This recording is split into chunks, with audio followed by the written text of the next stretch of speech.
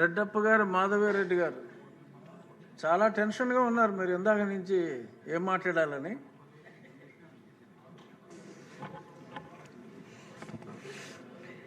లేను అధ్యక్ష, ఏం టెన్షన్లో లేను. ఏదో అంత ఎగ్జామినేషన్కి వెళ్ళి ముందు టెన్షన్లా కనపడతా ఉంటే కొంచెం గవర్నర్ గారి స్పీచ్ అంటే కొంచెం బాగా ప్రిపేర్ అవ్వాలి కదా అధ్యక్ష. సొంతంగా చెప్పనీకు ఉండదు, పాయింట్స్ ఫాలో కావాలి కాబట్టి కొంచెం ప్రిపేర్ అవుతున్నాం అధ్యక్ష. థ్యాంక్ యూ అధ్యక్ష. గవర్నర్ గారి ప్రసంగంపై ధన్యవాదాలు తెలిపే తీర్మానంపై మాట్లాడే అవకాశం ఇచ్చినందుకు ముందుగా మీకు ధన్యవాదాలు తెలియజేసుకుంటున్నాను అధ్యక్ష. గవర్నర్ గారి ప్రసంగాన్ని క్షుణ్ణంగా పరిశీలించినట్లయితే మన రాష్ట్ర ప్రస్తుత పరిస్థితి, భవిష్యత్ కార్యాచరణ స్పష్టంగా కనిపిస్తున్నాయి అధ్యక్ష. రాష్ట్ర విభజన కారణంగా విభజిత ఆంధ్రప్రదేశ్లో తీవ్ర ఆర్థిక నష్టం జరిగింది. దీనివల్ల అనేక విభాగాల్లో అలాగనే మహిళల సాధికారతలో కూడా తీవ్ర విఘాతం ఏర్పడింది అధ్యక్ష.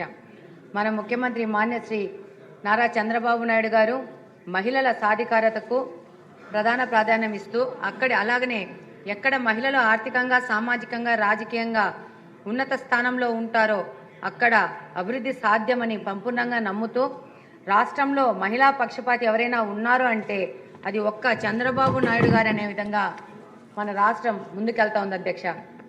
అధ్యక్ష, మన ముఖ్యమంత్రి గారికి మహిళల శక్తి సామర్థ్యాలపై, వారి యొక్క ఆర్థిక క్రమశిక్షణపై అపార విశ్వాసం ఉంది అధ్యక్ష. ఎటువంటి ప్రభుత్వ పథకాన్ని ప్రవేశపెట్టినా అది ఉమెన్ సెంట్రింగ్గా ఉంటేనే ఫలవంతం అవుతుందని మన ముఖ్యమంత్రి గారి ప్రధాన విశ్వాసం అధ్యక్ష. ఇందులో భాగంగానే మహిళలే అభివృద్ధికి కేంద్రం అన్న మాటను నినాదంగా కాదు నేడు అమల్లో కనిపిస్తూ ఉంది అధ్యక్ష. చంద్రబాబు నాయుడు గారి నాయకత్వంలో డ్వాక్రా సంఘాలకు మళ్లీ ప్రాణం పోసి మహిళల చేతుల్లోనే ఆర్థిక నిర్ణయాలు ఉండేలా కూటమి ప్రభుత్వం చేసింది అధ్యక్ష. 0 వడ్డీకి రుణాలు కానీ, అలాగనే రుణాల పరిమితిని 5 లక్షలకు పెంచి మహిళలకు నిజమైన పెట్టుబడి అవకాశాలు ఇచ్చింది అధ్యక్ష. కూటమి ఒక్కో మహిళకు 50,000 నుంచి 5 లక్షల వరకు రుణాల పరిమితి పెంచి చిన్న పనులు కాదు పెద్ద వ్యాపారాలు చేసే స్థాయికి మహిళలను తీసుకొచ్చి ఈ యొక్క రుణాల పరిమితిని 10 లక్షలకు పెంచే విధంగా ఆలోచన చేస్తూ కూటమి ప్రభుత్వం నడుస్తోంది అధ్యక్ష. మహిళలు కేవలం స్వయం ఉపాధి కాదు, పరిశ్రమలు పెట్టే పారిశ్రామికవేత్తలుగా ఎదగాలనేది కూటమి ఆలోచన అధ్యక్ష. పెట్టుబడి రాయితీని 35% నుంచి 40%కి,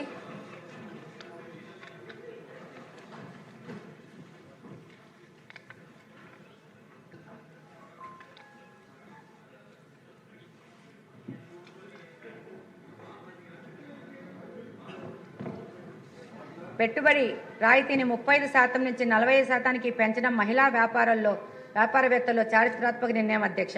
2024-25 బడ్జెట్లో 1,250 కోట్ల కేటాయింపులు చేసి గ్రామీణ పట్టణ మహిళలకు సమాన అవకాశాలు కల్పించడము, అలాగనే పొదుపు సంఘాలను ప్రారంభించి పొదుపు సంఘాలను పెంచి కుటుంబాలను పరిపుష్టతకు పునాదులు వేసిన ఆర్థికవేత్త మన ముఖ్యమంత్రి గారు నారా చంద్రబాబు నాయుడు గారు అధ్యక్ష. ప్రస్తుతం ఆయన ప్రారంభించిన పొదుపు సంఘాల ద్వారా గ్రామీణ ప్రాంతాల్లో దాదాపు 8.5 లక్షల పొదుపు సంఘాల ద్వారా 8 లక్షల మంది మహిళలకు దాదాపు 55,521 కోట్ల రూపాయలు లోన్లుగా అందించడం జరిగింది అధ్యక్ష. పట్టణ ప్రాంతాల్లో దాదాపు 2.65 లక్షల పొదుపు సంఘాలలోని 26.5 లక్షల మంది మహిళలకు 8,700 కోట్ల రూపాయల మొత్తాన్ని లోన్గా అందించి స్వయం సహాయక సంఘాల మహిళలను స్వయం వృద్ధి ఉపాధి సంఘాలుగా తీర్చిదిద్దారు మన ముఖ్యమంత్రి నారా చంద్రబాబు నాయుడు గారు అధ్యక్ష. ప్రస్తుతం మన కూటమి ప్రభుత్వం అమలు చేసిన సూపర్ 6లోని పథకాలన్నీ కూడా మహిళా సాధికారతను దృష్టిలో ఉంచుకొని ప్రవేశపెట్టినవే అధ్యక్ష. ఈరోజు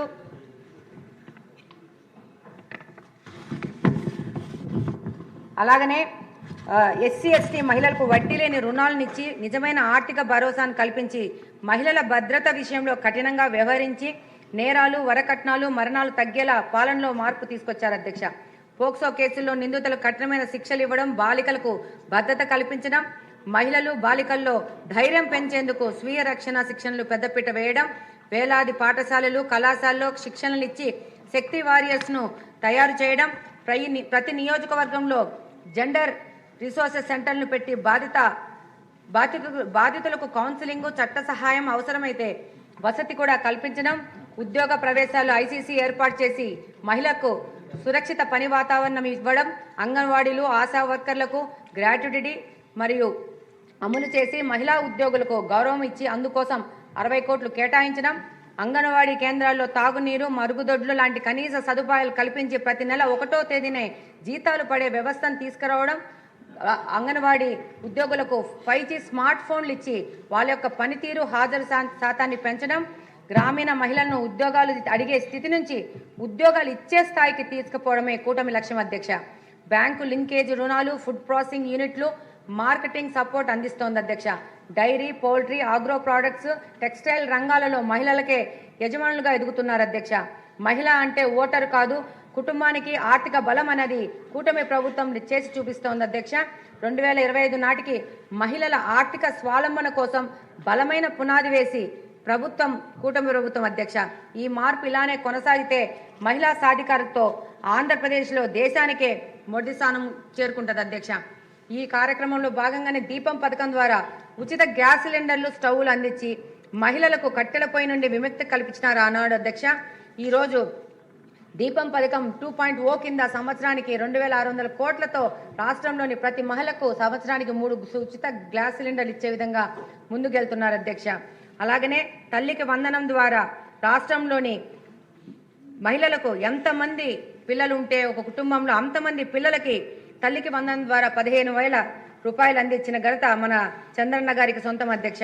అలాగనే 18 నెలల్లో 70,000 కోట్లు ఖర్చు చేశారు అధ్యక్ష ఈ సంక్షేమ పథకాల కోసము. అలాగనే దీంతో పాటు ఆగస్టు 15వ తేదీ ఎంతో గొప్పగా ప్రారంభించిన మహిళల కోసం ప్రారంభించిన స్త్రీ శక్తి పథకం ద్వారా ఆర్టీసీ బస్సులో ఉచిత ప్రయాణం సౌకర్యం కల్పించడం మహిళా సాధికారతకు దిశగా ఒక అద్భుతమైన ప్రయత్నం అధ్యక్ష. ఈ ఉచిత బస్సు సౌకర్యం సమాజంలో చాలా మంచి పరిణామాలకు దారితీసింది అధ్యక్ష. గ్రామీణ ప్రాంతాల పేద విద్యార్థినులు ఈ సౌకర్యాన్ని వినియోగించుకుంటూ ఉన్నత చదువులు చదువుకునే అవకాశం వచ్చింది అధ్యక్ష. గ్రామాలలో ఉపాధి అవకాశాలు లేని మహిళలు బస్సు ఛార్జీల కోసం ఇబ్బంది పడకుండా ఆర్టీసీ బస్సులో ఉచిత ప్రయాణం చేసి పట్టణాలలో సొంత చిరు వ్యాపారాలు, చిన్న ఉద్యోగ అవకాశాలు చేసుకుంటూ జీవనోపాధి పొందుతున్నారు అధ్యక్ష. ఇప్పటి వరకు దాదాపు 1,200 కోట్లు అడ్వాన్స్ ఇచ్చి 2026 మార్చి వరకు నిధులు కేటాయించడం ఈ యొక్క స్త్రీశక్తి ప్రోగ్రాము ఇంత స్ట్రాంగ్గా ముందుకెళ్తోంది అధ్యక్ష.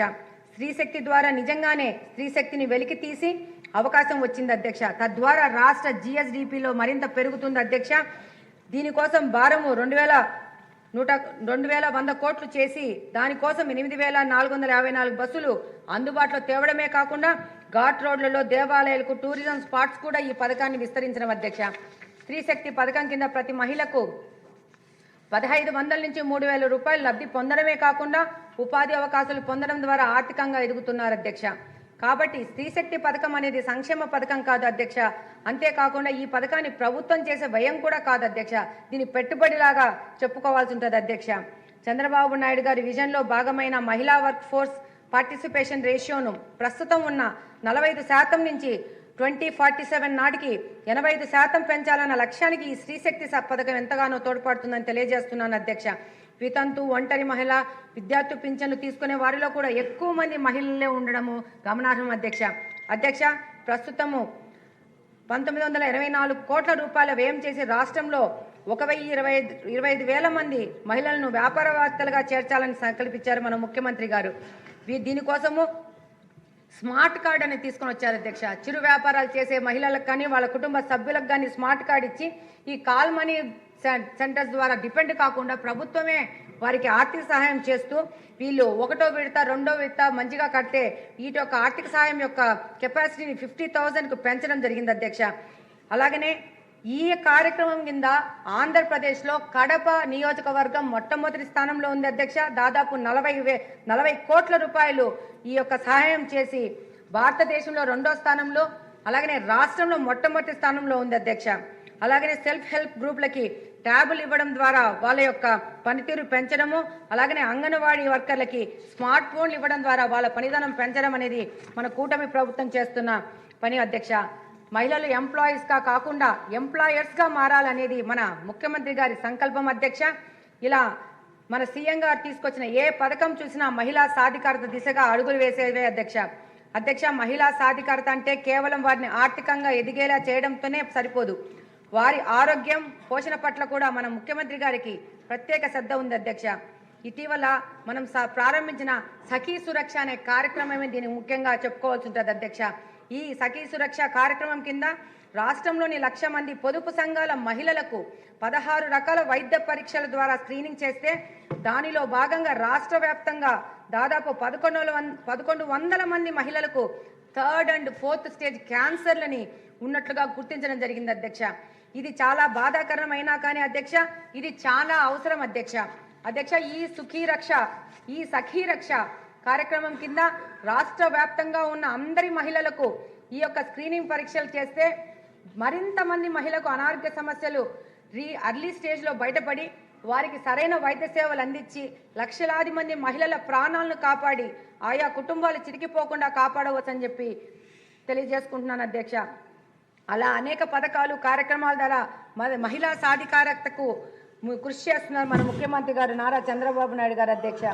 ఇందులో భాగంగానే తల్లికి వందనం కింద 10,000 కోట్లు చేస్తూ దాదాపు 67 లక్షల మంది విద్యార్థులకు సాయం చేయడం, స్త్రీ శక్తి ద్వారా 5 కోట్ల రూపాయలు 5 కోట్ల మందికి పైగా ఉచిత బస్సు ప్రయాణాలు చేస్తూ దానికి వ్యయం 1,500 కోట్లు చేయడం, దీపం 2 పథకం కింద 3 సిలిండర్లు ఉచిత పథకం ఇస్తూ దానికోసము 3.67 కోట్ల సిలిండర్లు అందజేత దానికోసము దాదాపు 3,000 కోట్ల వ్యయం చేయడం, అన్నదాత సుఖీభవ కింద 46 లక్షల మంది రైతులకు 2 విడతల్లో దాదాపు 6,000 కోట్ల రూపాయలు జమ చేయడం, ఎన్టీఆర్ భరోసా పెన్షన్ కింద 1వ తేదీనే దాదాపు 63 లక్షల మందికి పింఛన్లు ఇస్తూ దీనికోసం మన రాష్ట్ర ప్రభుత్వం 58,000 కోట్ల పైన ఖర్చు చేయడం, అలాగనే దివ్యాంగులకి ఉచిత బస్సు ప్రయాణ సౌకర్యం, వీరు ఎక్కడైనా పింఛన్ తీసుకునే విధంగా అవకాశం కల్పించడము, మత్స్యకార భరోసా కింద ఏడాదికి 20,000 చొప్పున 1.25 లక్షల మందికి అవకాశం కల్పించి దానికోసం 250 కోట్ల రూపాయలు ఖర్చు పెట్టడము, నేతన్నలకు ఉచిత విద్యుత్తు, మరమగ్గాలకు నెలకు 500, మగ్గాలకు 200 యూనిట్లు ఉచితంగా విద్యుత్ ఇవ్వడము, ఆటో డ్రైవర్ల సేవలో వారికి 15,000 రూపాయలు ఇచ్చి దాదాపు 2.9 లక్షల మందికి లబ్ధి చేకూరింది. అన్నా క్యాంటీన్లో దాదాపు 205 అన్నా క్యాంటీన్లు ఏర్పాటు చేసి దాదాపు 7 కోట్ల పైన ప్రజలు దీని మీద ఉపయోగించుకోవడం జరిగింది అధ్యక్ష. గీత కార్మికులకు 10% మద్య షాపులు కేటాయింపడం, స్వర్ణకారులకు ప్రత్యేక కార్పొరేషన్ ఏర్పాటు చేయడం, ఏ విధమైన వివాదాలకు తాళుగా లేకుండా ఎస్సీ వర్గీకరణ అన్ని వర్గాలకు సమన్వయం చేయడము, 8,000 మంది పైన పాస్టర్లకు 5,000 చొప్పున గౌరవ వేతనం ఇవ్వడము, ఇమాం మౌజాంలకు 10,000 నుంచి 5,000కు గౌరవ వేతనం ఇవ్వడము, అర్చకులకి నాయి బ్రాహ్మణులకి అలాగనే 15 నుంచి 25,000 రూపాయలు గౌరవ వేతనం ఇవ్వడము, జూనియర్ లాయర్లకు అధ్యక్ష గవర్నమెంట్ రాగానే వాళ్ళకి గౌరవ వేతనంగా 10,000 రూపాయలు ఇవ్వడం అనేది ఇక్కడ ముఖ్యంగా మనం చెప్పుకోవాలి అధ్యక్ష. మెగా డిఎస్సి కింద దాదాపు 15,000 మందికి ఉద్యోగాలు ఇవ్వడము, కానిస్టేబుల్ పోస్టుల కింద గత 5 సంవత్సరాల దగాబడిన యువతకి 6,000 మంది కానిస్టేబుల్గా ఉద్యోగం నియామకం చేయడము, వాళ్ళ స్టైఫండ్ కూడా 4,000 నుంచి 12,500కు పెంచడము.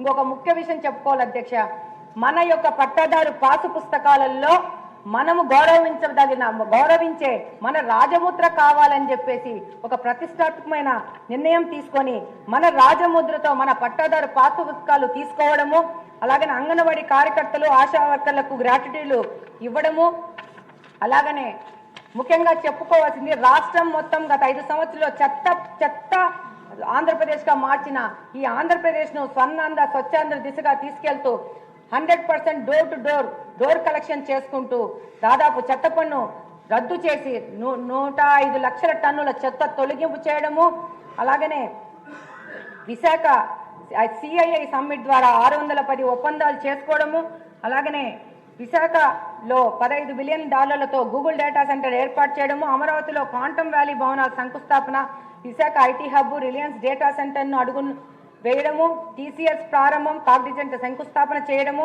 కాకినాడలో ఏఎం గ్రీన్ అమోనియా ప్రాజెక్టు శంకుస్థాపన చేయడము, 2 ఏళ్లలో ఎగుమతులు కూడా మొదలవుతాయని ముఖ్యమంత్రి గారు తెలియజేశారు.